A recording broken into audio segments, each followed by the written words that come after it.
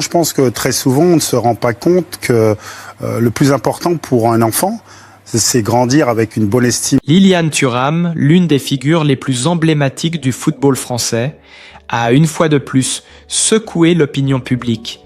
Mais cette fois-ci, ce n'est pas sur le terrain qu'il fait parler de lui.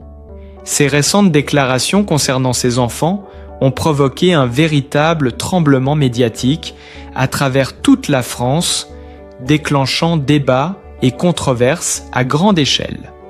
Alors que Thuram est respecté pour son engagement contre le racisme et pour son implication dans l'éducation civique, ses propos sur ses propres enfants ont pris une tournure inattendue et choquante, plongeant les fans et le grand public dans un mélange d'incrédulité et d'étonnement.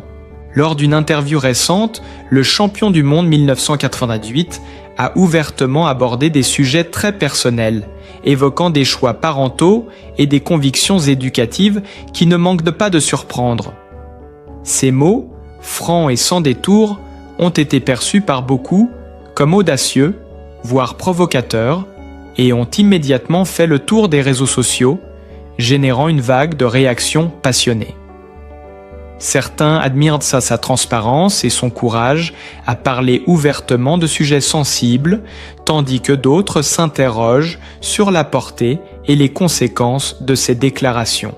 Ce qui rend cette situation particulièrement sensationnelle, c'est le contraste entre l'image publique de Thuram, un modèle de retenue et de sagesse, et la nature directe, presque brutale, de ses propos concernant l'éducation et la vie personnelle de ses enfants. Les médias français n'ont pas tardé à amplifier l'événement, soulignant à quel point ces révélations étaient inattendues et perturbantes pour ceux qui le suivent depuis des décennies. Le pays tout entier semble suspendu à ces mots, oscillant entre admiration, choc et incompréhension, tandis que chacun tente de décoder les intentions derrière ces déclarations qui, sans aucun doute, continueront de faire parler d'elle pendant longtemps. Liliane Thuram, par ses paroles, a rappelé que même les figures les plus respectées ne sont pas à l'abri de controverses et que leurs choix, surtout lorsqu'ils concernent leurs proches, peuvent provoquer une onde de choc inattendue. Dans ce contexte, comprendre le sens profond de ces propos et les réactions qu'ils suscitent devient essentiel pour saisir l'ampleur de ce qui est en train de secouer la France. Pourtant, malgré la renommée et le prestige qui entourent le nom de Thuram, la réalité de ses fils sur le terrain révèle une autre facette, bien moins reluisante. Marcus et Khéphren, déjà habitués aux projecteurs dès leur plus jeune âge, doivent affronter des chants haineux, des insultes sur les réseaux et des gestes provocateurs dans les stades, témoignant que la célébrité n'offre aucune immunité contre le racisme. Liliane, en père attentif et protecteur, n'a jamais caché sa colère ni son indignation face à ces agressions verbales et symboliques. Il raconte avec une intensité palpable ces moments où ses enfants, pourtant jeunes et prometteurs, se retrouvent à devoir encaisser des propos racistes, parfois même en marge des matchs lors de simples entraînements ou déplacements. Ce paradoxe frappe les esprits. Comment des jeunes hommes, élevés dans l'excellence sportive et guidés par l'exemple d'un champion respecté dans le monde entier, peuvent-ils être confrontés à la même intolérance que tant d'autres avant eux? Liliane confie que c'est ce contraste qui le fait vibrer d'émotion et de colère à la fois. Chaque anecdote qu'il partage, qu'il s'agisse d'une remarque déplacée dans les tribunes ou d'un échange tendu sur un terrain étranger, est racontée avec un mélange de douleur et de fierté. Car derrière la colère se cache une admiration profonde pour la résilience de Marcus et Khéphren, qui continuent à jouer avec passion, détermination et un esprit compétitif sans faille. Il se remémore notamment une rencontre marquante avec Zinedine Zidane, Bixent, Lizarazu, Franck Leboeuf et Fabien Barthez, où, après un entraînement collectif, les discussions ont dérivé vers le racisme subi par les jeunes joueurs.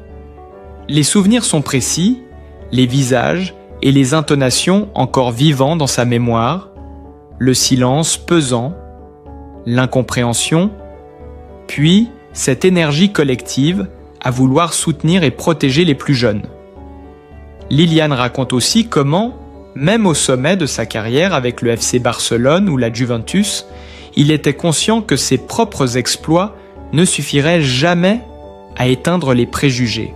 Et pourtant, chaque geste, chaque victoire sur le terrain devient un message silencieux mais puissant. La compétence, le talent et le courage surpassent les barrières de l'intolérance. Marcus et Khéphren, à l'image de leur père, démontrent que le sport peut être à la fois un miroir cruel et une force de résistance.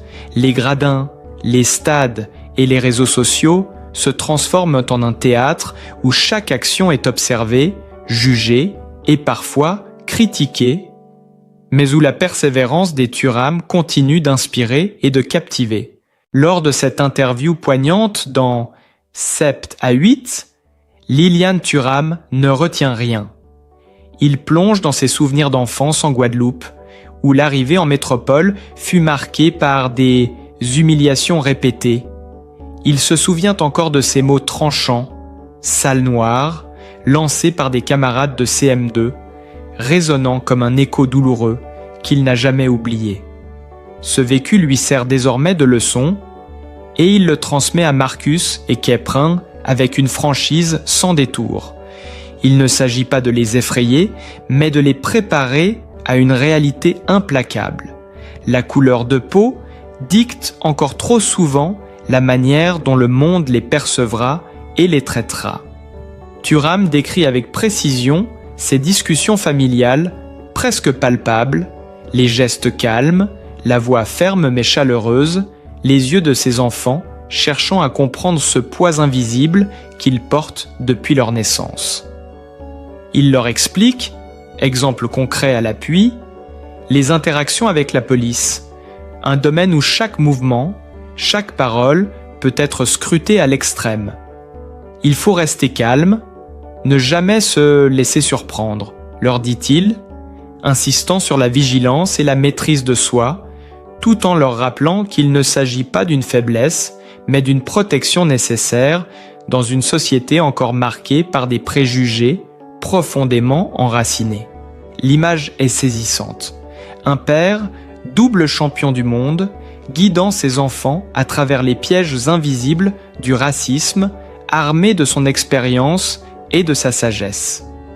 Thuram souligne également que ce racisme n'est pas seulement institutionnel, mais culturel, subtilement intégré dans les comportements quotidiens, souvent plus diffus qu'on ne l'imagine. Les anecdotes affluent, regards insistants dans la rue, commentaires inappropriés lors d'événements sportifs, jugements hâtifs à l'école. Chaque récit s'enchaîne avec une intensité dramatique, donnant l'impression au spectateur d'être là, au cœur de ces moments, ressentant la frustration, la colère, mais aussi la fierté d'un père qui ne cède jamais face à l'injustice. Et à travers ces confidences, une leçon de courage et de lucidité se dessine. Marcus et Khéphren, malgré leur jeune âge, apprennent à naviguer dans un monde où la discrimination est toujours présente et où la conscience de soi devient une arme essentielle. Chaque conseil de Lilian, chaque exemple concret qu'il partage, résonne comme un guide silencieux mais puissant, forgeant chez ses fils une force intérieure qui dépasse largement le cadre du football. L'anecdote prend vie dans le récit de Lilian Thuram, chaque détail donnant l'impression au spectateur d'être présent à ses côtés ce soir-là. Il raconte avec une intensité qui serre la poitrine. Après un dîner tardif en famille, lui, Marcus et Khéphren se retrouvent sur le trottoir, à attendre un taxi dans le froid parisien. Le premier véhicule s'arrête, mais au lieu de les accueillir, le chauffeur décline d'une voix ferme. « Non, non, c'est pas moi, c'est l'autre ». L'humiliation est subtile, presque invisible aux yeux d'un passant distrait, mais elle est ressentie avec acuité par les Thuram, un rappel cruel que la célébrité ne protège pas de la discrimination quotidienne. Le deuxième essai ne fait qu'intensifier la tension.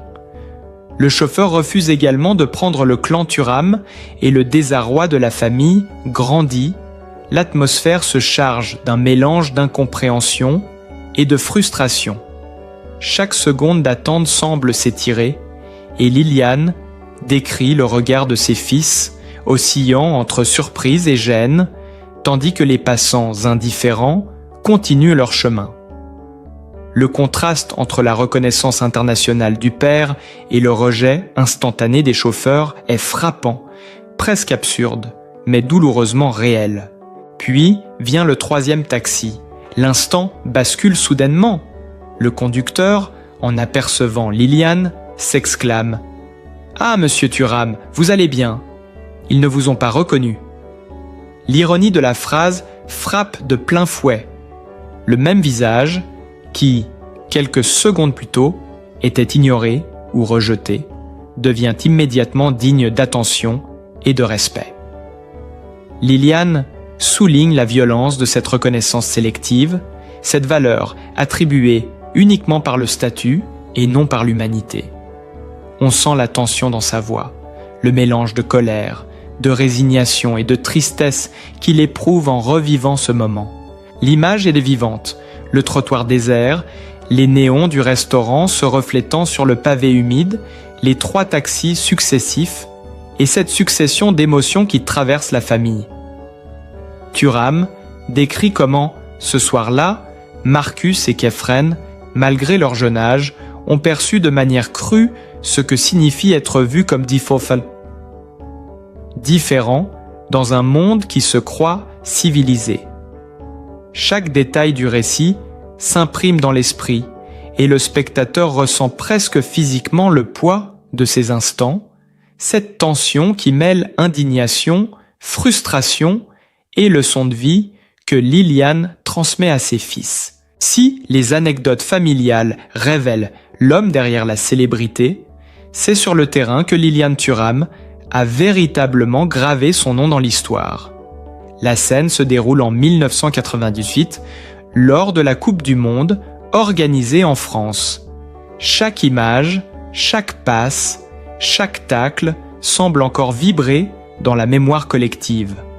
Thuram, défenseur de génie, se distingue dès les premiers matchs par sa vigilance, son anticipation et sa capacité à transformer la pression en opportunité. Mais c'est lors des quarts et demi-finales que son talent explose réellement aux yeux du monde. Le 8 juillet 1998, face à la redoutable équipe du Brésil, la France retient son souffle. Dans ce match décisif, Liliane Thuram inscrit les 2 seuls buts français. Un exploit totalement inattendu pour un défenseur.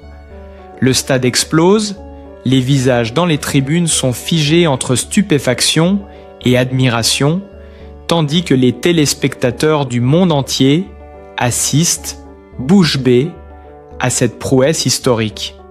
On voit Thuram courir, le maillot trempé de sueur, le cœur battant, une expression de concentration mêlée de satisfaction illuminant son visage. Chaque but est un cri silencieux contre le doute, une affirmation que la persévérance et le courage peuvent changer le cours d'un match et d'une carrière. Mais au-delà des buts, ce sont ses gestes, ses interventions défensives, sa capacité à lire le jeu et à anticiper les attaques qui marquent les esprits. Les commentaires des journalistes deviennent unanimes. Thuram est un mur, un pilier, un héros discret mais indispensable. Les fans scandent son nom, les enfants reproduisent ses mouvements dans les cours de récréation et toute la France semble retenir son souffle à chaque action qu'il entreprend. Cette performance, immortalisée dans les images et les archives de la Coupe du Monde, transforme Liliane Thuram en icône nationale. À cette époque, Thuram n'est pas seulement un athlète. Il devient le symbole d'un football intelligent et engagé, capable capable de transcender les attentes et de réconcilier un pays autour d'un exploit sportif unique. Les photographies de ses célébrations, les gros plans de son visage déterminé, les ralentis de ses courses effrénées, tout contribue à graver dans les mémoires l'image d'un joueur hors norme. Les enfants, les amateurs de sport, les experts du football, tous se souviennent de ce moment précis où Thuram a transformé un rôle défensif en acte de légende et où le monde a découvert non seulement son talent, mais aussi son intelligence stratégique et sa capacité à inspirer. Avant les stades illuminés et les cris de la foule, avant les buts historiques et la reconnaissance mondiale, il y avait Liliane, enfant de Guadeloupe, confrontée à une vie qui ne lui épargnait ni les difficultés, ni les leçons précoces. Né dans une famille modeste, il grandit au milieu des rires et des chocs de la vie quotidienne, apprenant très tôt que le monde n'était pas tendre avec ceux qui se distinguaient par leur couleur de peau ou leur origine sociale. Les rues de Pointe-à-Pitre, avec leurs pavés irréguliers et leurs maisons colorées, furent son premier terrain de jeu, mais aussi le théâtre des premières confrontations à l'injustice. Liliane se souvient de ces journées où il devait courir après un ballon usé sur des terrains improvisés, entouré d'enfants aux rêves tout aussi grands que les siens. Chaque chute, chaque plaquage, chaque éclat de rire portait avec lui une leçon d'endurance. Mais au-delà du jeu, il y avait les remarques acerbes des camarades et parfois des adultes, des mots qu'il devait apprendre à encaisser. « Sale noire »,« tu ne pourras jamais », des phrases qui s'infiltraient dans son esprit et laissaient une trace brûlante. La vie en Guadeloupe, bien qu'empreinte de chaleur et de solidarité familiale, n'était pas exempte de ces stigmates sociaux. Lorsque sa famille décide de s'installer en métropole, Lilian découvre un nouveau monde, tout aussi exigeant, mais différent dans ses codes et ses pièges. Les premiers jours d'école à Paris sont un choc. La langue est la même, mais l'environnement est étranger, les comportements souvent hostiles. Il se souvient du CM2 comme d'une épreuve initiatique où certains camarades n'hésitaient pas à lancer des insultes, à le repousser, à le marginaliser. Chaque insulte, chaque geste de rejet, le confrontait à une réalité crue. Pour s'affirmer, il fallait être plus fort, plus rapide, plus malin que ceux qui le jugeaient avant même de le connaître. Pourtant, malgré ces épreuves, Liliane développe très tôt une discipline et une détermination hors du commun. Les matinées commencent par de longues marches vers l'école, les après-midi par des entraînements improvisés dans les rues ou sur de petits terrains municipaux.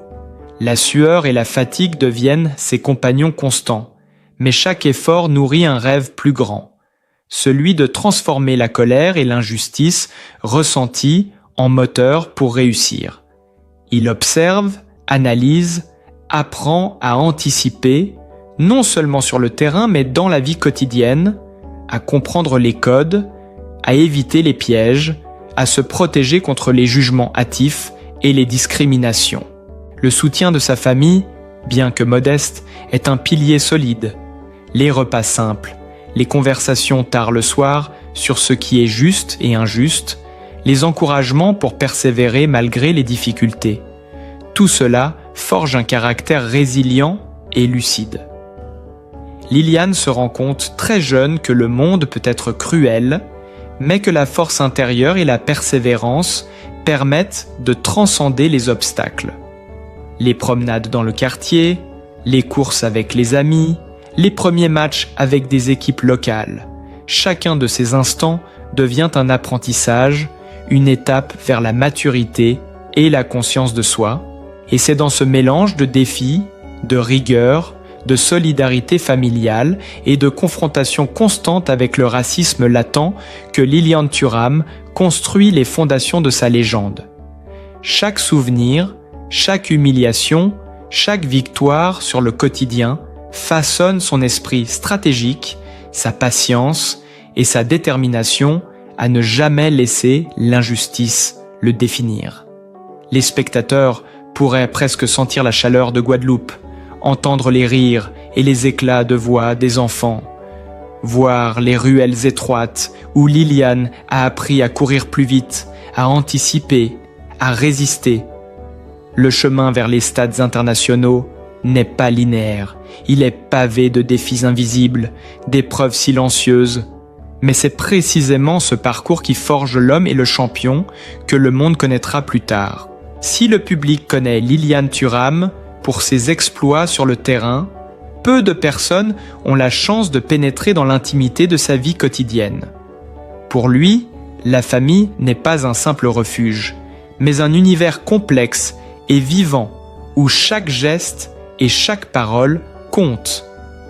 Installée dans une résidence discrète à Paris, dans un quartier calme mais vivant, Liliane a choisi un lieu où ses enfants peuvent grandir loin des projecteurs, tout en restant proches de l'énergie culturelle et sportive de la capitale.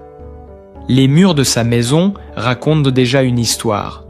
Des photographies encadrées de matchs historiques, des trophées exposés dans un coin discret, des souvenirs de voyages et de rencontres avec des figures marquantes du football mondial. Au cœur de ce foyer, Marcus et Khéphren, ses fils, évoluent dans un quotidien rythmé par l'école, le sport et les loisirs. Marcus, attaquant prometteur à l'Inter Milan, et Khéphren, milieu de terrain à la Juventus, ne sont pas seulement les héritiers d'un talent sportif exceptionnel, mais aussi les témoins d'un apprentissage constant sur la vie, la discipline et l'équilibre. Chaque matin, les routines sont ponctuées par des conseils du père, des discussions sur les entraînements à venir, les matchs, mais aussi sur la manière de gérer les pressions extérieures et de naviguer dans un monde encore marqué par le racisme et les préjugés.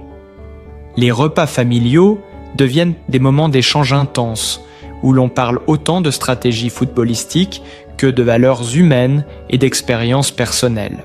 Liliane partage également sa vie avec son épouse, dont la présence discrète mais essentielle stabilise l'équilibre de la famille.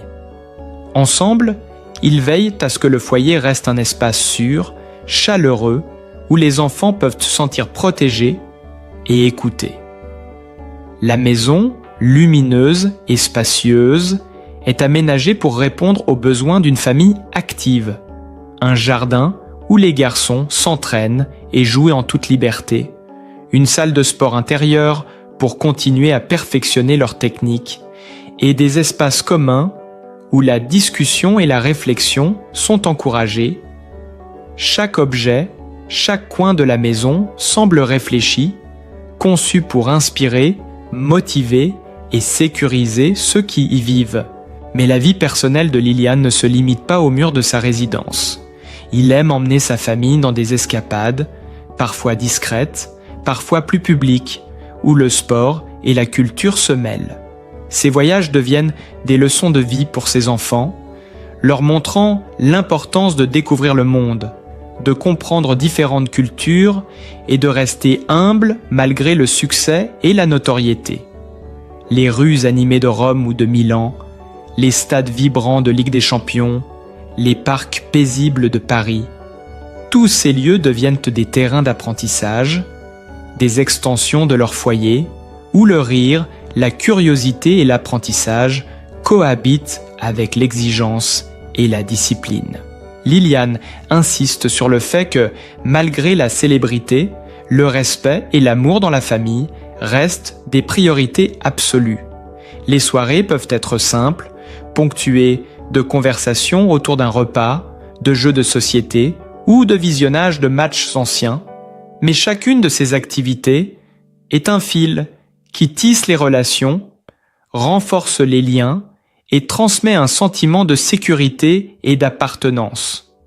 Les enfants voient leur père non seulement comme un champion du monde, mais aussi comme un guide attentif et exigeant, capable de combiner amour, discipline et préparation à la réalité du monde extérieur. Chaque détail de cette vie privée est empreint de normalité et de réalisme. Les rires dans le jardin, les discussions animées sur le choix d'une carrière, les trajets en voiture pour aller à l'école ou aux entraînements, tout semble ordinaire, mais chargé d'une intensité particulière. On a l'impression d'être dans la cuisine, d'entendre les éclats de voix, de voir Marcus et Kepren courir dans le couloir et de sentir Liliane veiller sur chaque mouvement, chaque émotion.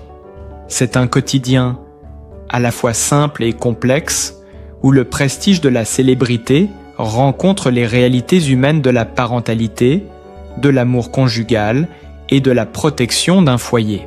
À travers ce portrait vivant de sa vie personnelle, on comprend que Liliane Thuram n'est pas seulement un champion reconnu, mais aussi un père, un mari et un homme profondément attaché à sa famille, façonnant chaque moment avec soin et intention, afin que l'équilibre et la sécurité de ceux qu'il aime restent toujours au centre de son univers.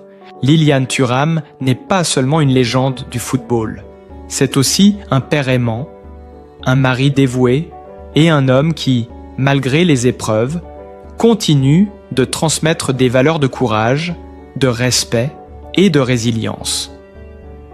Son parcours, de l'enfance difficile en Guadeloupe aux stades les plus prestigieux du monde, en passant par l'éducation de ses fils face aux défis du racisme, est une véritable source d'inspiration.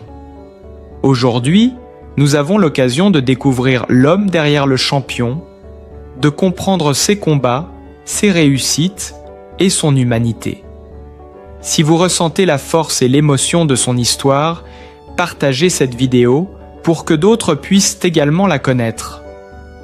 Montrez votre soutien, diffusez la positivité et l'admiration pour Liliane Thuram.